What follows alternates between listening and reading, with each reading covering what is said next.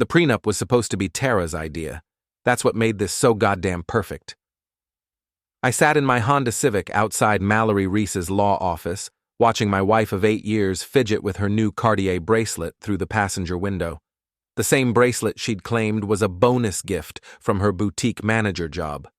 Right, because retail managers in Minneapolis regularly hand out $5,000 jewelry to employees who can't tell Prada from Payless. Before we dive deeper into this story, I have one small request. Please subscribe, drop a like, comment, and hit that hype button to boost this channel so more people can discover these incredible Reddit stories. You sure about this, Harper? Tara asked, her voice carrying that fake concern she'd perfected over the years. I mean, prenups are so clinical. Clinical, like the way she'd been scheduling her girls' nights every Tuesday and Thursday for the past 3 months. Like the way she'd started doing her laundry separately, claiming my accountant clothes would ruin her delicates. Like the way she'd begun pronouncing my name with the same enthusiasm most people reserved for root canals. It was your idea, remember? I adjusted my glasses and gave her my best supportive husband smile. You said Jessica's prenup saved her marriage, made everything cleaner, more honest. The truth was, Jessica's prenup had saved her about $2 million when her husband got caught screwing his yoga instructor. But Tara had conveniently forgotten that part when she'd brought up the idea last month, right after another one of her rants about how successful couples protect their assets. What she didn't know was that I'd been protecting my assets for months. Every late-night text, every suspicious receipt, every lie about working overtime at the boutique. I documented it all with the methodical precision that made me such a boring accountant and apparently such an inadequate husband. Harper Vance? A woman's voice cut through my thoughts. Mallory Reese stood in the office doorway, looking exactly like the kind of lawyer who charged $400 an hour to destroy people's lives with a smile. Tall, sharp-suited, with the predatory elegance of someone who'd built her reputation on other people's broken marriages. That's us, I said, climbing out of the Honda. Tara followed, her heels clicking nervously on the pavement. Inside, Mallory's office screamed expensive competence. Mahogany desk, leather-bound law books, and diplomas from schools that cost more than my annual salary. She gestured for us to sit in matching chairs that probably cost more than my car. So, Mallory began, opening a thick folder. You want a postnuptial agreement. Interesting timing, 8 years in. Better late than never, Tara said with a laugh that sounded like breaking glass. Indeed. Mallory's smile could have cut diamonds. Now, Harper, you mentioned some specific concerns about asset protection. This was it. The moment I'd been planning for weeks. Well, we've both worked hard to build what we have. I just want to make sure that if anything ever happened, infidelity, abandonment, anything that violated our marriage vows, the innocent party would be protected. Tara's laugh faded in her throat. Infidelity? Harper, that seems a little... Standard, Mallory interrupted smoothly. Most postnups include infidelity clauses. Very common. In fact, I'd recommend it. Keeps everyone honest. I watched Tara's face cycle through confusion, realization, and barely contained panic. Her fingers found that Cartier bracelet again, twisting it like a rosary. What exactly would that mean? Tara asked. Mallory consulted her notes. In cases of proven adultery, the unfaithful spouse would forfeit all claims to marital assets, alimony, and jointly held property. They'd leave with whatever they brought into the marriage plus any gifts or inheritance, specifically designated as separate property. Gifts? Tara's voice cracked slightly. Personal gifts from family members, inheritance, things like that. Though gifts between spouses would remain marital property unless proven to be purchased with separate funds. I almost felt sorry for her. Almost. But then I remembered the text I'd seen on her phone last week. Grant makes me feel alive again. H just makes me feel tired. Grant Irwin, my client. The recently divorced pharmaceutical sales rep who drove a silver Audi and wore cologne that cost more than most people's rent. The same Grant who'd been taking my wife to lunch every Tuesday and Thursday for the past 3 months, discussing business opportunities that apparently required hotel rooms. The documentation requirements are quite thorough, Mallory continued, sliding papers across her desk. Photos, receipts, communications, witness statements. The burden of proof is significant, but when met, the consequences are comprehensive. Tara had gone very pale. This seems excessive. I mean, we trust each other. Trust but verify, I said, borrowing Reagan's old line. Isn't that what you always say about the boutique's inventory? She stared at me, and for a moment, I saw a flicker of the woman I'd married. Before the designer handbags and the constant complaints about our middle-class limitations.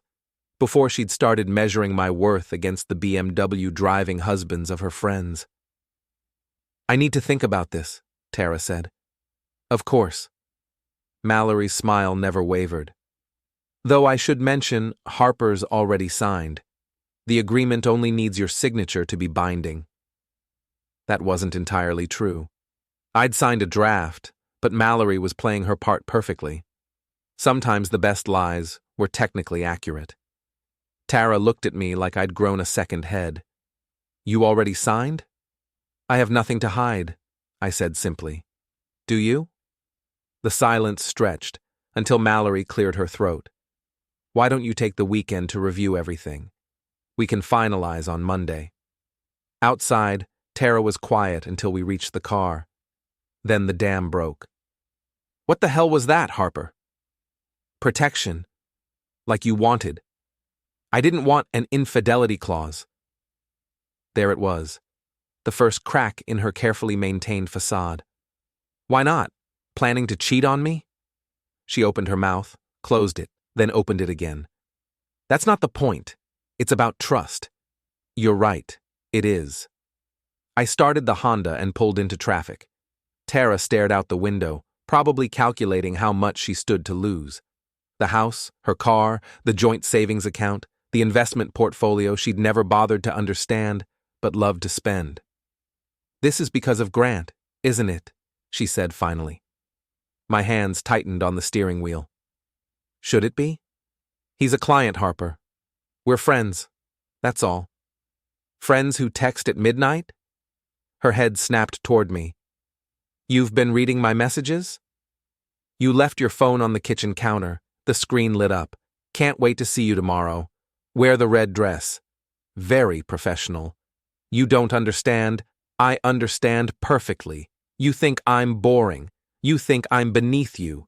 You think Grant's Audi and his expense account make him a better man than your accountant husband who pays for your lifestyle. We'd reached our house, a modest 2-story in a neighborhood that Tara had started calling transitional, code for embarrassing compared to Jessica's place. Harper, listen. No, you listen. I turned off the engine and faced her. I've listened for months, to your complaints about my car, my clothes, my job, to your hints about how Jessica's husband bought her a BMW, how Eric takes her to Cabo, how real men know how to treat their wives. Tara's eyes filled with tears.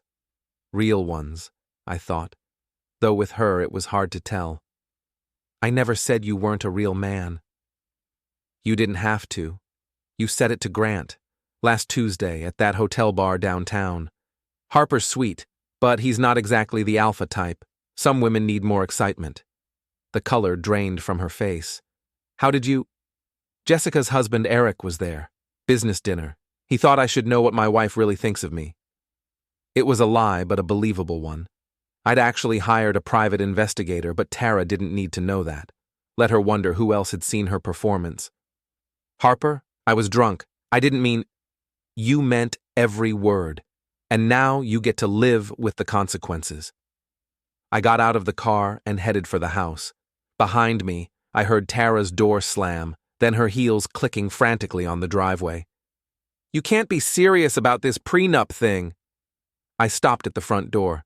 Sign it or don't. Your choice. But if you don't, I'll assume you're planning to violate it. That's blackmail. That's marriage. Inside, I poured myself a scotch and sat in my home office, surrounded by the financial records that told the real story of our relationship. 8 years of joint tax returns, investment statements, mortgage payments. 8 years of building a life that Tara had decided wasn't good enough. My phone buzzed. A text from an unknown number. We need to talk.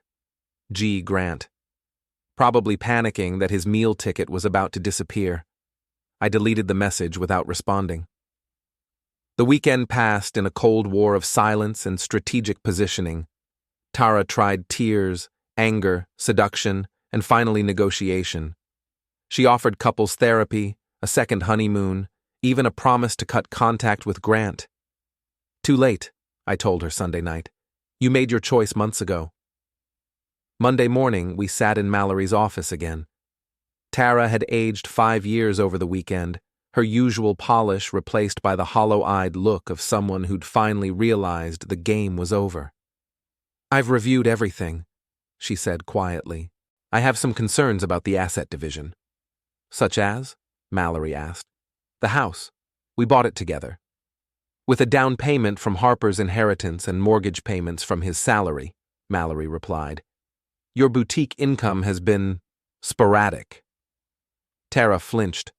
Her boutique manager salary was mostly commission, and her sales had been declining as she spent more time with Grant and less time working. What about my car? Leased under the joint account, but the payments come from Harper's income. You'd need to arrange separate financing. My jewelry? Mallory consulted her notes. Gifts from Harper remain marital property. Gifts from other parties would be considered separate property, but might be subject to investigation regarding their source. Translation. If Grant had been buying her presents, she'd have to explain where a boutique manager got $5,000 bracelets. Tara looked at me with something approaching hatred. You've really thought this through, haven't you? I'm an accountant. I think everything through. She signed the papers with shaking hands, each signature another nail in the coffin of whatever we'd once had. There is one more thing, Mallory said as we prepared to leave. Harper's requested that any violation of the agreement be handled expeditiously. No lengthy court battles, no drawn-out proceedings. Clean and fast. Tara stared at me. You really think I'm going to cheat on you? I think you already are. That afternoon, I called Grant's office and scheduled a meeting to discuss his quarterly projections. Professional courtesy. He was still my client, after all. Grant Irwin looked exactly like the kind of man who'd steal another man's wife. 6'2", silver at the temples, with the easy confidence of someone who'd never had to work for anything. His office smelled like expensive cologne and entitlement. Harper! He stood up with a politician's smile, extending his hand. Good to see you. I shook his hand and noted the Rolex Submariner. $40,000 watch. Nice touch. How's Tara? He asked, settling back into his leather chair. Interesting that you'd ask. His smile faltered slightly. We're friends. I care about her happiness. I'm sure you do. Caring about her happiness twice a week at the Marriott downtown. Grant's face went through the same cycle as Tara's had in Mallory's office. Confusion, realization, panic. I don't know what you think you know. I know you've been sleeping with my wife for 3 months. I know you bought her that Cartier bracelet. I know you told her I was emotionally unavailable and that she deserved better. Grant stood up slowly. Harper, let's be reasonable here. I am being reasonable. I'm not shooting you, which shows remarkable restraint. What do you want? I want you to understand something. Tara signed a postnuptial agreement this morning. If she violates it, she loses everything, and I mean everything. That's between you and her. No, Grant, it's between all 3 of us, because when she loses everything, she's going to be your problem. No house, no car, no income, Just a woman who thought she could trade up and got played instead. Grant sat back down heavily. You're bluffing. I pulled out my phone and showed him a photo. Tara and Grant leaving the Marriott last Thursday, his hand on her lower back, her head on his shoulder. Am I? He stared at the photo for a long moment. What do you want me to do? Nothing. Keep doing exactly what you're doing. Take her to lunch, buy her presents, make her feel special. Just remember that every gift, every date, every promise you make is one step closer to her being completely dependent on you. I stood to leave, then turned back. Oh, and Grant? When this all falls apart, and she comes crying to you about how I ruined her life, remember that she made her choice. And so did you. That evening, Tara was waiting for me with dinner and wine. Her best dress, candles, the full seduction routine. I thought we could talk, she said, refilling my glass. About what? About us. About fixing this. This isn't broken, Tara. This is over. She reached across the table and took my hand. It doesn't have to be. I made mistakes, but we can work through them. You didn't make mistakes. You made choices. There's a difference. I choose you, Harper. I choose our marriage. I pulled my hand away. You chose Grant. 3 months ago, when you decided I wasn't enough. You don't get to unchoose him just because the consequences showed up. I'll stop seeing him. Will you? Yes, completely. No contact. I nodded slowly. Okay, prove it. Hope flickered in her eyes. How? Call him, right now. Tell him it's over. Tara hesitated, and in that hesitation, I saw everything I needed to know. I can't just call him out of nowhere. You can't, or you won't. It's complicated, Harper. He's invested in me, in us. It would hurt him. But hurting me was fine. She started crying then, real tears this time. I never meant to hurt you. You meant every bit of it. You just didn't mean to get caught. I left her at the table and went upstairs to pack a bag. I'd be staying at my Aunt Val's for a while, giving Tara space to make her final choice. Not that there was really a choice to make. She'd already made it months ago. 3 days later, Jessica called me at work. Harper, it's Jessica. We need to talk. Jessica Martinez had been Tara's best friend since college, the kind of woman who treated other people's marriages like her personal soap opera. What about? About what you're doing to Tara. This prenup thing is cruel. Protecting my assets is cruel? You know what I mean. She made a mistake. She made a choice. Multiple choices, over multiple months. She's devastated, Harper. She's barely eating, barely sleeping. Then maybe she should have thought about that before she started sleeping with my client. Silence on the other end. Then, you don't have to be so crude about it. What would you prefer? Engaging in extramarital relations? Exploring alternative romantic options? She's cheating, Jessica. Call it what it is. She loves you, Harper. She loves the idea of not losing half her stuff. There's a difference. You're being impossible. I'm being realistic. Something Tara never learned how to do. That weekend, Aunt Val and I were having coffee when my phone rang. Unknown number. Harper Vance? Yes. This is Detective Morrison, Minneapolis PD. I'm calling about a complaint filed by your wife.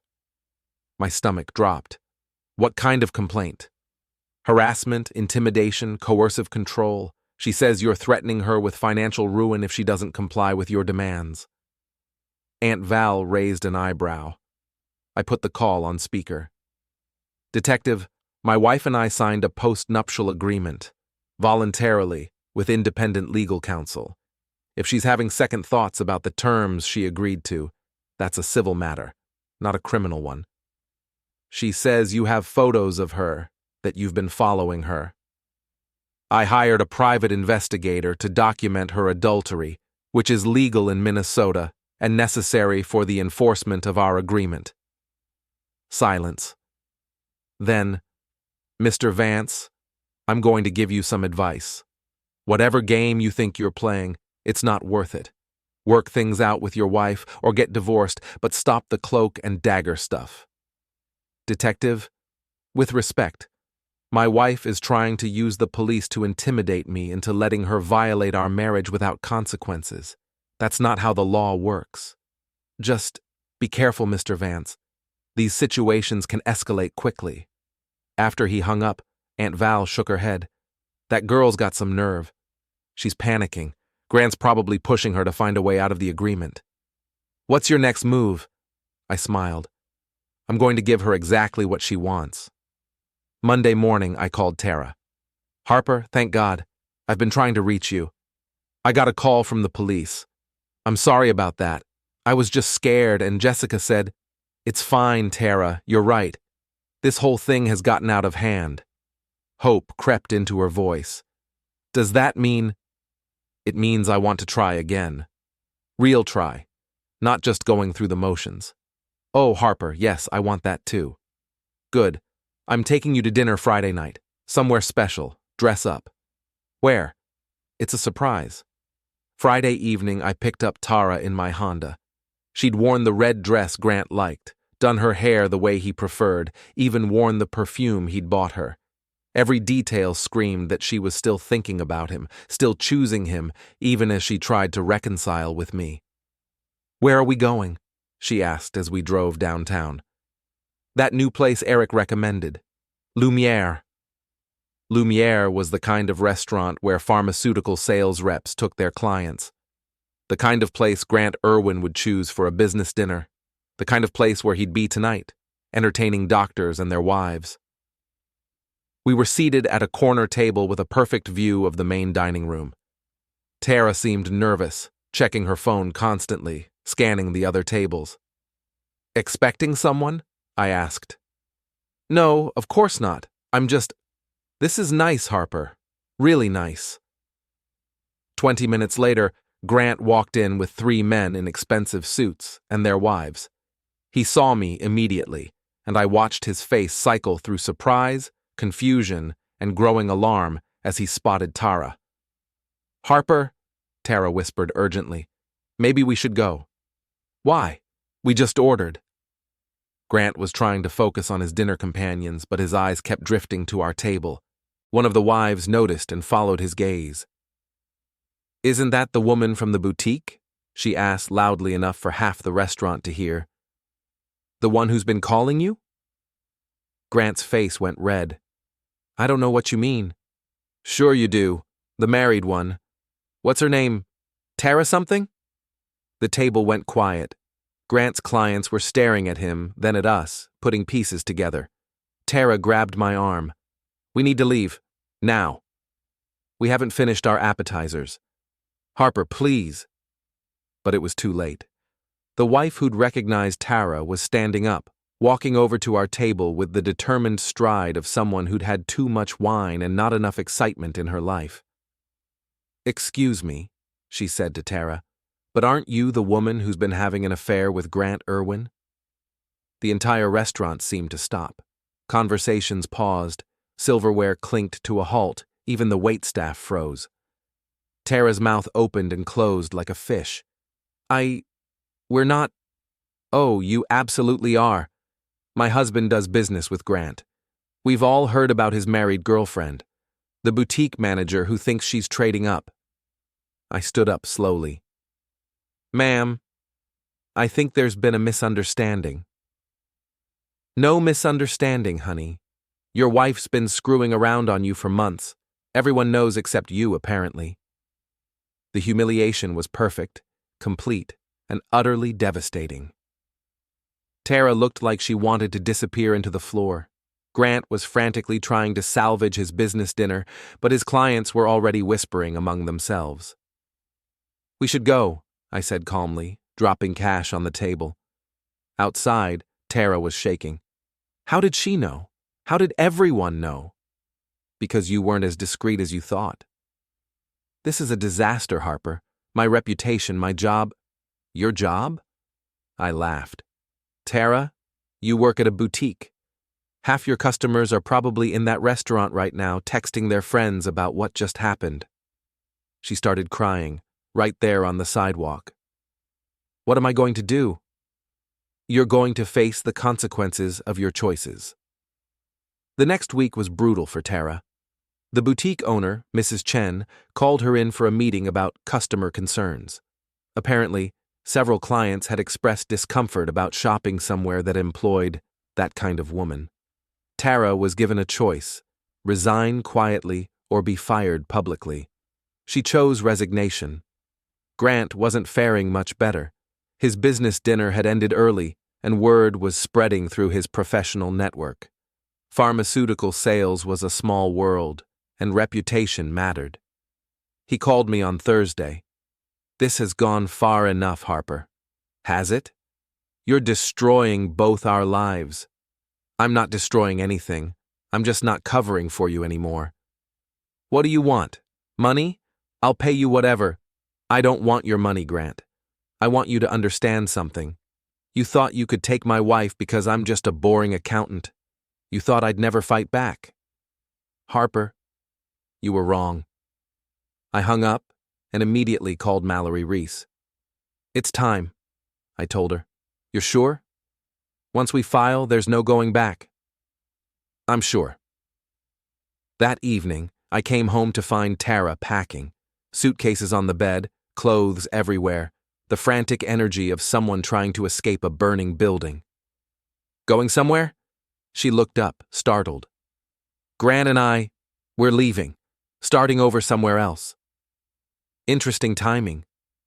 What do you mean? I handed her the papers Mallory had prepared. Dissolution of marriage based on adultery. You violated the postnuptial agreement. You have 30 days to vacate the premises. Tara read the first page, then the second, her face growing paler with each paragraph. You can't do this. I already did. I'll fight it. With what lawyer? You just lost your job, remember?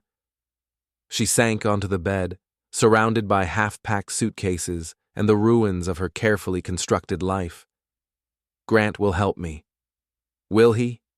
Have you asked him? Her silence was answer enough. Let me guess. He's having second thoughts now that his business is tanking. Turns out, stealing another man's wife is less appealing when it comes with actual consequences. He loves me. He loved the idea of you, the fantasy of having something that belonged to someone else.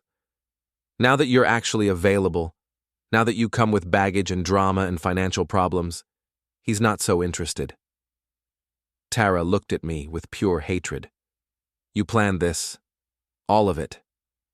I planned to protect myself from a wife who decided I wasn't good enough. Everything else was just accounting. She finished packing in silence.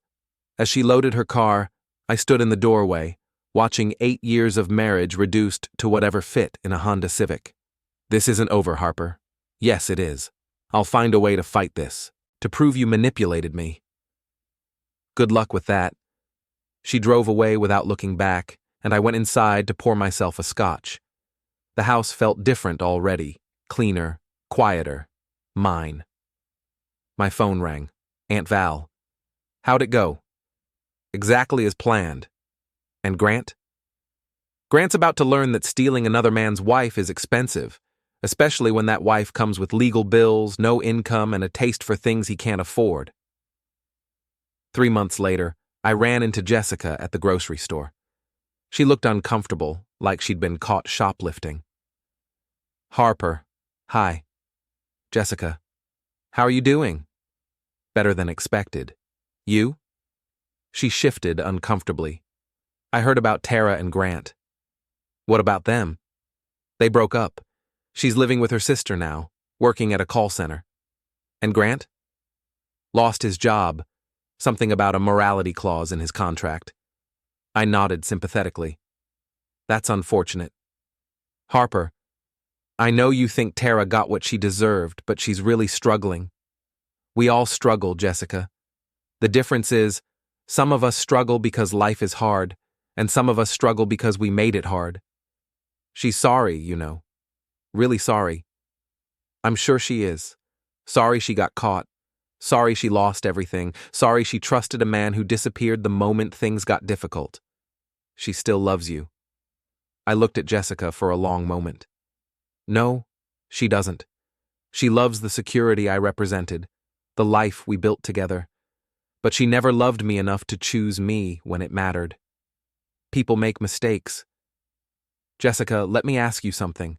If Eric cheated on you, if he humiliated you publicly, if he chose another woman over you for months, would you take him back just because he was sorry? She was quiet for a moment. That's different. No, it's not. It's exactly the same. The only difference is that I had the spine to do something about it. I left her standing in the cereal aisle and went home to my quiet house, my peaceful life, my carefully balanced books. 6 months after the divorce was finalized, I bought myself a BMW. Nothing flashy, just a reliable sedan with good gas mileage and a warranty. I didn't buy it to impress anyone or prove anything. I bought it because I could afford it, and because it made me smile every time I thought about Tara's obsession with BMW husbands. Turns out, I was a BMW husband all along. I just needed to get rid of the wife who couldn't see it. The final irony came a year later, when Grant tried to hire me to handle his bankruptcy filing. I declined, professionally and politely. Some clients aren't worth the trouble, no matter how much they pay. I heard through the professional grapevine that Tara had moved back to her hometown, working at her father's insurance agency and living in a studio apartment above a pizza place. She'd learned to live within her means, apparently. Better late than never. As for me, I kept the house, the investments, and the quiet satisfaction of a job well done. I'd protected my assets, enforced my boundaries, and held people accountable for their choices. It was, as Aunt Val liked to say, the most thoroughly executed revenge in the history of accounting. And the best part? Every bit of it had been perfectly legal, completely ethical, and absolutely deserved.